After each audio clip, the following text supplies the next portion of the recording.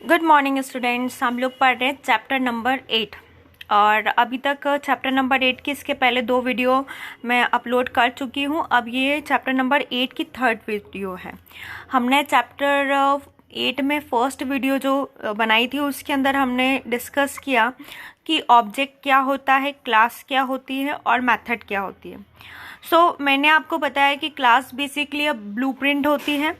उस क्लास के अंदर डिफाइंड होते हैं फीचर्स, क्या क्या होंगे, क्या क्या फंक्शंस होंगे। तो हम देखते हैं कि क्लास के अंदर फंक्शंस होते हैं जो ये डिसाइड करते हैं कि उस क्लास का, उस ऐप का क्या पर्पस है और उसमें क्या क्या वो टास्क कंप्लीट कर सकती है।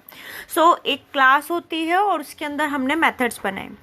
अब यूज़र की बात करें तो एक ही एप्लीकेशन के कई सारे यूज़र होते हैं, तो हम यूज़र के बिहाफ पर एक ही क्लास के मल्टीपल ऑब्जेक्ट्स बनाते हैं। जैसे एक रजिस्ट्रेशन फॉर्म में ले लेती हूँ एग्जांपल के लिए। तो रजिस्ट्रेशन फॉर्म मेरे लिए क्लास है और उस रजिस्ट्रेशन फॉर्म क्लास के अंदर मैंने मेथड बनाई।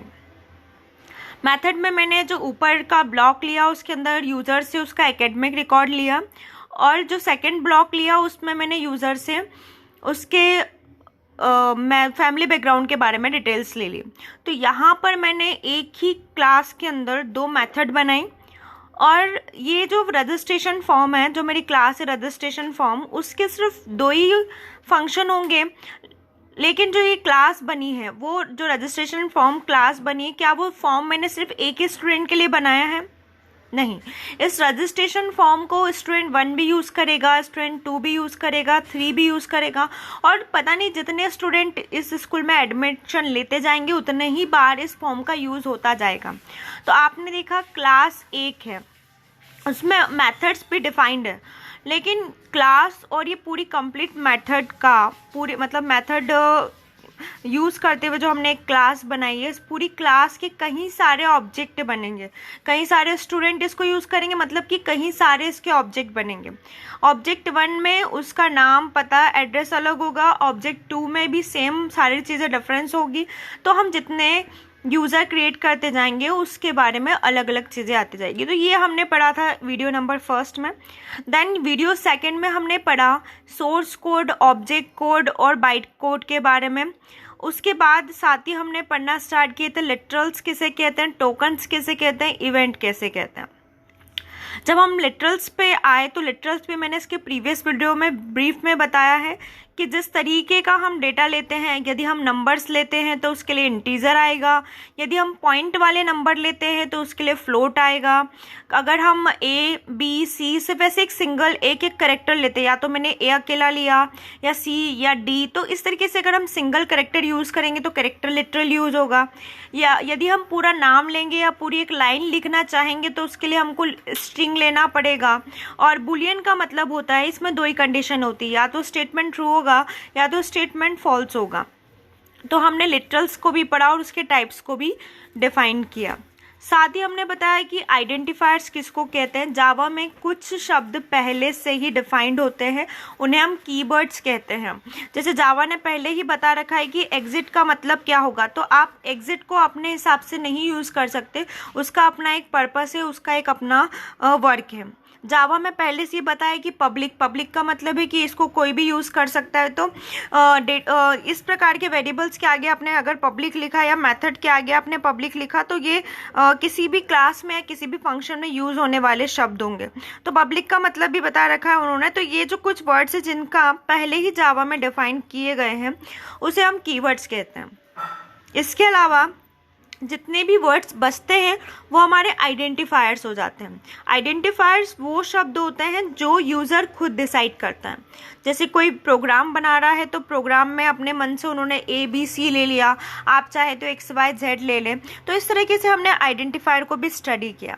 देन हमने देखा कि जावा में कुछ मेथड्स होती है जो कॉमनली यूज़ होती है, उन सारी मेथड्स के बारे में पढ़ा। मेथड है एग्जिट मेथड, इसका काम है प्रोग्राम से एग्जिट होना। शो मेथड, जिसका काम है डायलॉग बॉक्स को शो करना। सेट टेक्स्ट का मतलब है यूज़र से डेटा को लेना। गेट टेक्स्ट से, ये सारी मेथड्स हैं जो हमने यहाँ पर स्टडी करी। देन आज जो हमें टॉपिक कवर करना है उसका नाम है डेटा टाइप्स। आज मैं स्टार्ट करूंगी डेटा टाइप्स क्या होते हैं और इनके डेटा टाइप्स के भी कितने टाइप होते हैं और एक डेटा टाइप में कितने डेटा टाइप्स होते हैं। मतलब हम आज डेटा टाइप को ब्रीफली स्टडी करने वाले हैं। क्लियर? तो सबसे पहले हम यही जान लेते हैं कि डेटा टाइप किसे बोलते हैं। आप सभी को पता है कि हमारे कंप्यूटर में एक मेमोरी होती है, ठीक है। अब ये मेमोरी की टोटल स्पेस होती है, कुछ भी हो सकती है। जस्ट फॉर एग्जांपल मैं ये ले रही हूँ कि 2 GB की मेमोरी मेरे पास अवेलेबल है। इस 2 GB की मेमोरी के अंदर जब मैं इसको यूज़ करती हूँ तो मुझे यहाँ पर कुछ शब्दों के लिए अपनी मेमोरी को रिजर्व करवाना पड़ता है। जैसे मान लीजिए आप कभी भी कहीं जाते हैं तो अपने लिए क्या करते हैं, सीट रिजर्व करते हैं। या मान लीजिए आपको इस दुनिया में किसी रहना है कहीं पे भी, तो आप क्या करते हैं, एक मकान खरीदते हैं। तो वो मकान रिजर्व हो जाता है आपके नाम से, वहाँ पे कोई दूसरा व्यक्ति नहीं रह सकता। तो ये ऐसे ही मतलब क्या करते हैं, जिसको भी वहाँ रहना होता है वो वहाँ पे एरिया, उस एरिया में, उस पर्टिकुलर एरिया में अपने लिए ब्लॉक को, उस पर्टिकुलर जगह को क्या करता है, खरीदता है या उसको रिजर्व करता है। सेम एज इट इज़ उसी कंसेप्ट को लेकर चलेंगे हम। इस कंसेप्ट को जो मैंने अभी आपको बोला कि जब भी आपको इस दुनिया में कहीं भी रहना होता है तो आप प्लॉट खरीदते हो या मकान खरीदते हो, ठीक है। अभी हमारे पास 2 GB की मेमोरी है। मैंने बोला A = 10 और फिर मैंने बोला B = 20। अब जब मैं ये बोलती हूँ तो मेमोरी, कंप्यूटर तो बिना मेमोरी के कुछ नहीं रखता होगा। आपका ऑपरेटिंग सिस्टम हो, चाहे आपको एक एप्लीकेशन इंस्टॉल करनी हो, चाहे आपको एक अपना फ़ोटो क्यों ना सेव करना हो, हर स्थिति में आपकी मेमोरी से कुछ ना कुछ जगह तो यूज़ होती रहती है। सेम जब आपने एक प्रोग्राम बनाया तो उस प्रोग्राम में भी आपको मेमोरी में जगह यूज़ करनी पड़ेगी। तो मेमोरी में हम जब किसी भी फाइल को सेव करते हैं, मान लीजिए आपने कुछ लिखा और एक फ़ाइल बनाई, उस फाइल को आपने सेव किया ABC नाम से। तो आपने जो यहाँ पे नाम दिया ना ABC, ये नाम जो आपने ABC लिखा है ना, ये नाम ही आपके लिए क्या होगा, जावा में वेरिएबल कहलाएगा। वो वेरिएबल हमने लिया तो देखिए यहाँ पर हमने एक दिया, तो just for example general life में लिखा है ABC। आपकी इच्छा हो आप उस फाइल का नाम दे दे XYZ। आपकी इच्छा हो तो आप उसको, जो फाइल है, कौन सी फाइल है, मान लीजिए रिज्यूम है, तो आप इसको सेव कर लेंगे रिज्यूम के नाम से। ये अगर आपका सर्टिफिकेट है तो आप इसको सर्टिफिकेट के नाम से सेव कर लोगे। आपका रिजल्ट है तो आपने इसको रिजल्ट के नाम से सेव किया। तो फाइल को तो आप चाहे जिस नाम से सेव कर सकते हैं, नाम से कोई फर्क नहीं पड़ता। नाम आप अपनी सुविधा के लिए रखते हो, ठीक है। जब आपको एक फोटो सेव करना होता है, कोई भी चीज़ सेव करना पड़ती है, जैसे हम कॉपी में ही लिख लेते हैं। कॉपी में क्या लिख देते हैं, हिंदी की कॉपी, इंग्लिश की कॉपी है, ये हमारी सोशल साइंस की, साइंस की कॉपी है, ये मैथ्स की कॉपी है। हम क्यों लिखते हैं, ताकि हमें पता रहे कि ये जो कॉपी है वो किस नाम से। सेम मेमोरी में आपको क्या करना पड़ता है, जब भी आप प्रोग्राम बनाते तो जगह को किसी नाम से सेव करना पड़ता है कि ये जो है इस जगह का नाम A है, इस जगह का नाम B है। हालांकि A B के नाम से सेव नहीं होता, उसके नंबर्स होते हैं। तो मैंने यहाँ पर लिखा A, इसका नाम, जगह का नाम दिया B, इस जगह का नाम दिया C। तो ये जो मैंने जगह को नाम दिया है ये मेरे वेरिएबल्स कहलाते हैं। मतलब क्या हुआ कि जब आपको किसी भी मेमोरी में डेटा को स्टोर करना पड़ता है या डेटा को सेव करना पड़ता है, तो डेटा को स्टोर करने के लिए, डेटा को सेव करने के लिए आप उस मेमोरी में कुछ जगह जो आपको चाहिए, उस जगह को एक नाम देते हैं और उस नाम को ही हम क्या बोलते हैं, वेरिएबल कहते हैं। समझ में आया? जब हमें किसी मेमोरी में किसी जगह को सेव करना होता है या किसी जगह पे कुछ डेटा को स्टोर करना, हम क्यों ले रहे हैं जगह, क्योंकि हमको यहाँ रखना है। A की वैल्यू कितनी ली, 10। देखो यहाँ पर मैंने ली A की वैल्यू 10, B की वैल्यू 20। तो मुझे यहाँ पर सेव करना है 10 को, यहाँ पर मुझे सेव करना है 20 को, ठीक है। अगर मुझे C की वैल्यू ले ली मैं 30, तो यहाँ पर मुझे सेव करना पड़ेगी वैल्यू 30। तो जब मुझे इन वैल्यूज़ को रखना होता है तो इन वैल्यूज़ को रखने के लिए मुझे मेमोरी में एक जगह को लेना पड़ता है, एक जगह को रिजर्व करना पड़ता है। और उस जगह को मैं क्या, उस जिस जगह को जिस नाम से मैं लेती हूँ उस नाम को ही मैं क्या बोलती हूँ, वेरिएबल। क्या बोलती हूँ, वेरिएबल, ठीक है। तो अब वेरिएबल तो हमने ले लिया, चलिए हमने जगह का नाम दे दिया A, इसका नाम दे दिया B और इसका नाम C। तो वेरिएबल तो आपको क्लियर हो गए, बट वेरिएबल के साथ हमारा एक और कंसेप्ट चलता है, डेटा टाइप। आपने ये तो बताया कि मुझे इस जगह पर प्लॉट खरीदना है जहाँ पर मैं रहने वाली हूँ। बट इस प्लॉट का साइज क्या होगा आपको ये भी तो बताना होगा कि मैं जो ये प्लॉट लेने वाली हूँ उसका साइज कितना होगा। हो सकता है 20x20 का, हो सकता है 40x30 का, हो कितना भी हो सकता है। तो आपको इसका साइज बताना होता है। वैसे ही आपको मेमोरी में भी साइज बताना पड़ता है कि जो आप ये ना जगह बुक कर रहे हो ए नाम से, तो ये कहाँ से कहाँ तक की लूँ। अगर वो बोलेंगे 4 बिट की तो आपको ये 4 बिट की जगह अलॉट कर देगा। अगर आप बोलेंगे 8 बिट की तो ये 8 बिट की जगह अलॉट कर देगा। आप 16 बोलेंगे तो आपके लिए 16 बिट की, 32 बोलेंगे 32, 64 बोलेंगे 64। फिर जो जगह ए के लिए रिजर्व हो गई वो बी को नहीं मिलेगी, और ये ए की जगह कंप्लीट होने के बाद जो बची हुई मेमोरी होगी उसमें बी जितनी स्पेस चाहता है वो बी को मिल जाएगी, फिर सी जितनी चाहता है वो सी को मिल जाएगी। अगर स्पेस फुल हो जाएगी तो सी को जगह ही नहीं मिल पाएगी। समझ में आया? तो ये तो हमने डिसाइड किया कि हमें मकान खरीदना है, किस नाम से खरीदना है। जिस नाम से हम खरीदेंगे वो उसका वेरिएबल कहलाएगा कि ये जो है ए का घर है, मतलब ये किसका वेरिएबल क्या हो गया हमारा यहाँ के लिए ए। लेकिन यहाँ पे जो रहने ये जो साइज है इसका कितने बाय कितने का चाहिए वो क्या हो गया हमारे पास, उसका डेटा टाइप। ये कौन डिसाइड करेगा? उसका डेटा टाइप। अगर मैंने डेटा टाइप इंटीजर लिया तो मेरे पास कितनी स्पेस स्टोर होगी, 32 बिट। ठीक है। अगर मैंने डेटा टाइप बाइट लिया, बाइट तो आप समझते हैं बाइट में कितने होते हैं, 8 बिट होते हैं, तो वहाँ पे कितनी जगह स्टोर होगी ए के लिए, 8 बिट। अगर वहाँ पे ले लिया मैंने लॉन्ग, तो लॉन्ग का मतलब है 64 बिट। अगर मैंने यहाँ पे ले लिया शॉर्ट, तो शॉर्ट का मतलब है 16 बिट। तो ऐसे आप उसका डेटा टाइप जो लेंगे उतनी जगह वहाँ पर स्टोर होगी। समझ में आया आपको? चलिए हम इसको और क्लियर में एक एक पॉइंट को डिटेल्स में देखते हैं। हम पढ़ रहे हैं data types, basic data types. So variable are nothing, variable कुछ भी नहीं होंगे। ए बोला तो ए कुछ भी नहीं है, ये वेरिएबल है। ठीक है। तो variable is nothing but reserved memory location और स्टोर्ड वैल्यू। क्या होता है वेरिएबल? एक रिजर्व्ड मेमोरी को ही हम वेरिएबल कहते हैं। हमने एक मेमोरी को क्या कर लिया, रिजर्व कर दिया। Variable are nothing but reserved memory location to store value. This mean that when you create a variable you reserve some space in the memory. When you create a variable, जब आप variable create करते हो, you reserve some space in the memory, आप memory में कुछ space को store कर लेते हो। Based on the data type a variable, the operating system allocate the memory and decide what can be stored. अब इससे जब हम डेटा टाइप डिसाइड कर लेते हो तो ये पता चलता है कि कितने बिट का चाहिए, और साथ ही साथ ये भी पता चलता है कि इसमें किस टाइप की वैल्यू आएगी। आप इसमें इंग्लिश के कोई नाम लिखना चाहते हो, यहाँ मैंने लिख दिया मोहन। ठीक है। तो आप इस ब्लॉक में इंग्लिश का नाम लिखना चाहते हो या कोई नंबर लिखना चाहते हो 1 2 3 4, ये कैसे डिसाइड होगा हमारे पास? ये डिसाइड होगा उसके डेटा टाइप से।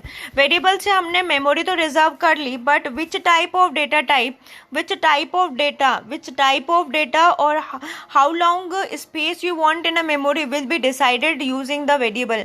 वेरिएबल का चयन करके, वेरिएबल डेटा टाइप। सो यहाँ पर क्या वेरिएबल का डेटा टाइप ये बताता है कि हमें किस तरीके का डेटा और कितनी जगह में उस डेटा को स्टोर करवाना है। On the basis of this there are 2 types of data type. कितने टाइप है डेटा के? 2 टाइप है। First is primitive data type. पहला क्या है? Primitive data type. Then second is reference और ऑब्जेक्ट डेटा टाइप। आपने 11th में इस कंप्लीट चैप्टर को चैप्टर नंबर 11 के नाम से अच्छे से स्टडी किया होगा। देन सेम चैप्टर आपके पास अगेन रिपीट हो रहा है, सेम सारे वही कंसेप्ट है यहाँ पर। प्रिमिटिव डेटा टाइप भी आपने वहाँ पढ़ा हुआ है। रेफरेंस और ऑब्जेक्टिव डेटा टाइप आपको अभी भी इतना इंपॉर्टेंट नहीं है और यहाँ इस बुक में भी नहीं दिया होगा, सिर्फ हमें प्रिमिटिव डेटा टाइप को पढ़ना है। आपने लास्ट टाइम भी पढ़ा होगा कि जो प्रिमिटिव डेटा टाइप होते हैं वो बेसिकली कितने टाइप के होते हैं? सिर्फ ओनली 8 टाइप्स के प्रिमिटिव डेटा टाइप्स होते हैं। चलो अब हम इसके डेफिनेशन से इसको और स्टडी करते हैं। These are in built-in data type offered the compiler. There are 8 data type, 8 primitive data type in Java. Java में कितने डेटा टाइप होते हैं? प्रिमिटिव डेटा टाइप 8 होते हैं। Primitive data types are predefined by the language and named by keywords. Primitive data type पहले से ही defined है Java language में और उनका मीनिंग भी और उन नाम को पहले से ही रिजर्व कर दिया है और इसलिए हम उसको क्या बोलते हैं, कीवर्ड्स। मैंने आपको अभी बताया था कि कीवर्ड्स क्या होते हैं। जावा में कुछ वर्ड ऐसे हैं जो पहले से ही उनका मीनिंग डिफाइन है कि अगर ये शब्द लिख दिया जाएगा तो उससे क्या होने वाला है। तो यहाँ पर उसी में से एक कीवर्ड है बाइट। बाइट भी एक कीवर्ड है और जिसको हम क्या बोलते हैं, डेटा टाइप। बाइट कीवर्ड यानी क्या, जो पहले से ही उसमें डिफाइंड है। तो हाँ, बाइट के बारे में बताया गया है कि वन बाइट कितना, 1 बाइट इक्वल टू होता है 8 बिट। ये पहले से डिफाइंड है जावा में, तो ये एक पहले से डिफाइंड है तो इसको हम कीवर्ड भी बोलेंगे। ठीक है। सेकेंड चीज ये क्या है, एक हमारा डेटा टाइप है। डेटा टाइप है ना, क्योंकि ये बता रहा है कि उसमें उस ब्लॉक में डेटा किस टाइप का आएगा, तो ये उसका टाइप बता रहा है। डेटा टाइप मतलब जो डेटा हम लेने वाले हैं यूज़र से, जो हम लिखवाने वाले हैं। मान लीजिए यहाँ पे मैं यूज़र से नेम लिखवाने वाली हूँ तो ये अल्फ़ाबेट में आएंगे। अगर मैं यूज़र से उसका मोबाइल नंबर लिखवाने वाली हूँ तो यहाँ पे नंबर ही आएंगे। ये डिफाइन है। तो ये हो गया उसका डेटा टाइप। तो हमारे पास ये कीवर्ड भी है और कीवर्ड में कौन सा कीवर्ड है हमारे पास, डेटा टाइप का keyword. So let's we study what is byte. Byte क्या होता है, बाइट हम सबसे छोटी डेटा की जो सबसे मतलब मेमोरी की जो सबसे छोटी यूनिट होती है उसको हम क्या बोलते हैं, बाइट। अगर question fill in the blanks या कहीं पर भी ऐसा आ जाए कि व्हाट इज बाइट, तो यू कैन राइट डाउन कि byte is a smallest unit of memory, सबसे छोटी इकाई होती है। Byte data type is an 8 bit sign two complement integer. कितने बिट का होता है, 8 बिट का होता है। मिनिमम वैल्यू इसमें अगर आपने किसी भी वेरिएबल, जैसे मैंने यहाँ पे लिखा वेरिएबल क्या लिया था, ए, मैंने वेरिएबल क्या लिया था, ए, तो मैं ये लिख देती हूँ ए, लेकिन ए के पहले मैंने लिख दिया बाइट, कि मुझे जो मेमोरी में स्पेस चाहिए वो किस टाइप की चाहिए, बाइट ए चाहिए। बाइट ए का मतलब है कि मुझे यहाँ पर 8 बाइट चाहिए, 1 2 3 4 5 6 7 और 8। ठीक है। तो यहाँ पे मुझे 8 बाइट मिल गई। 1 बाइट मतलब 8 बिट की जगह मुझे यहाँ पर मिल गई। अब उन्होंने कहा कि 8 बिट की जगह आपको मिल गई, इसका मतलब है कि आप इस जगह पर 127 मैक्सिमम कितना बड़ा लिख सकते हो, -128 से लेकर 127 तक ही लिख सकते हैं, प्लस के 127। इससे बड़ा नंबर आप यहाँ नहीं लिख सकते। आपने अगर यहाँ पे 129 लिखा तो ये एरर बता देगा, ये आपको टाइप ही नहीं करने देगा। 129 आप यहाँ पे नहीं लिख सकते हैं। तो यहाँ पर उसकी रेंज भी होती है कि कहाँ से कहाँ तक का वर्ड आ पाएगा। आपने देखिए वेरिएबल ए का जो डेटा टाइप लिया वो क्या लिया, बाइट, मतलब इससे बड़ा नंबर यहाँ पे नहीं लिखाएगा इस ब्लॉक में। जो आपने मेमोरी में जगह रिजर्व करी है उस रिजर्व जगह पर 129 से बड़ा नंबर 128 से बड़ा नंबर आ ही नहीं सकता। तो अगर मुझे इससे बड़ा नंबर लिखना है तो मैं क्या लूँगी, डेटा टाइप मैंने ले लिया शॉर्ट। मैंने लिखा कि वेरिएबल जो ए ले रही हूँ उसका डेटा टाइप क्या लिखा। अच्छा, डेटा टाइप आपको हमेशा उस वेरिएबल के आगे लिखना है। जैसे मैंने वेरिएबल ए लिखा तो उस वेरिएबल के आगे मैंने उसका डेटा टाइप लिख दिया शॉर्ट ए, मतलब जो मेमोरी में जगह रिजर्व्ड होगी ए नाम से उसका साइज होना चाहिए शॉर्ट ए, मतलब इससे डबल 16 बिट हो जाएगा। अब ये 16 बिट की मेमोरी हमको मिल गई। अब 16 बिट की मेमोरी में हम क्या लिख सकते हैं और कितना बड़ा लिख सकते हैं, देखिए इसकी भी रेंज यहाँ पे डिफाइंड है। आप इसमें मैक्सिमम 32,767 नंबर लिख सकते हैं। अगर आप यहाँ पे 32,767 से बड़ा नंबर लाइक 768 भी लिखना चाहेंगे तो ये आपको नहीं लिखने देगा। सिर्फ 5 डिजिट का और ये नंबर, इससे बड़ा एक शब्द बड़ा नंबर आप यहाँ नहीं लिख सकते। तो शॉर्ट का मतलब है कि आप उसमें ज़्यादा से ज़्यादा 32,767 मतलब 32,767 लिख सकते हैं। इससे बड़ा कोई भी नंबर आप उस जगह पे नहीं लिख पाएंगे। क्लियर। इन केस यदि आपको इससे बड़ा नंबर लिखना है तो आप क्या करेंगे, अगर आपको इससे बड़ा नंबर लिखना है तो फिर आपको उस वेरिएबल जो आप ए वेरिएबल ले रहे थे उसका डेटा टाइप लिखना पड़ेगा इंटीजर। अब इंटीजर से आपको क्या साइज मिल गया है, अभी तक 16 मिला था, अब कितना मिल गया, 32 मिल गया है। आपको 32 बिट मिल गया। अब इसमें आप बड़े से बड़ा नंबर लिख सकते हैं। तो यहाँ पे से बड़े से बड़ा भी मतलब कितना बड़ा नंबर लिख सकते हैं आप यहाँ पे, तो यहाँ पे उसकी भी रेंज स्पेसिफाई है कि आप यहाँ पे मैक्सिमम कितने बिट का क्या नंबर लिख सकते हैं, 2147,483, 647, इससे बड़ा नंबर नहीं लिख सकते। ये एक्चुअली में 10 डिजिट का नंबर है, मतलब आप इसमें 10 डिजिट लिख सकते हैं, उससे बड़ी डिजिट नहीं लिख सकते। लेकिन इसमें भी कंडीशन है कि जो 10 डिजिट का नंबर होगा, आपका 10 डिजिट का जो नंबर होगा वो भी हमारा क्या होना चाहिए, 2 से स्टार्ट होना चाहिए। 21 से स्टार्ट हो सकता है मैक्सिमम, ये 22 भी नहीं हो सकता, ना ही ये हमारा 31, 32 या 3 से स्टार्ट हो सकता है। ठीक है, ये 22 की या 21 की रेंज में ही मैक्सिमम हो सकता है। तो फिर मान लीजिए अगर मुझे मोबाइल नंबर लिखना है जो कि 10 डिजिट का होता है, 10 नंबर का होता है ना, 10 डिजिट का होता है मोबाइल नंबर, तो मुझे अगर 10 डिजिट का मोबाइल नंबर लिखना है तो वो तो मेरा 9 से स्टार्ट होता है।